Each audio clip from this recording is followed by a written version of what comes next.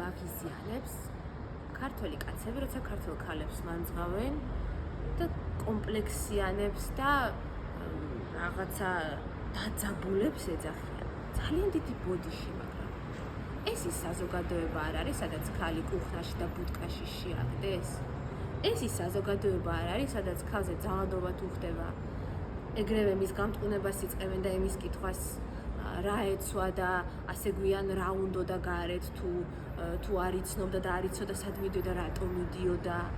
ეს ის საზოგადოება არ არის, სადაც ქალი საზღვარგარეთ წასვლა ან თუნდაც სხვა ქალაქში საცხოვრებლად გადასვლა ჭარბში ბოზობად ითვლება ჯერ კიდე და კითხვის ნიშნები რო ისმება, რომ ახალგაზრდა გოგომ სხვა ქალაქში სასწავლებლად რატო უნდა წავიდეს და მარტომ როგორ უნდა იცხოვროს თუ ნათესავ პატრონს არ მიება რა.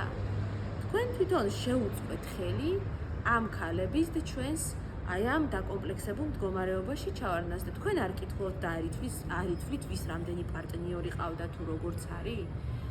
თქვენ არ ჩანერიგეთ ეს რომ კაცს ღალატს რა უჭირს ეხა გაერთო გაიგულავა და ქალის ღალატი ოჯახის დაქცევა და ქვეყნის დაქცევა დრო შერაცხეთ და ამ ყველაფრის ფონზე კიდევ ერთხელ ვიმეორებ სხვა ასე ვთქვათ ეროვნების ხალხთან ჩვენი შედარება და ჩვენ კომპლექსებზე ლაპარაკი არის ნამუსობის ზენიტი.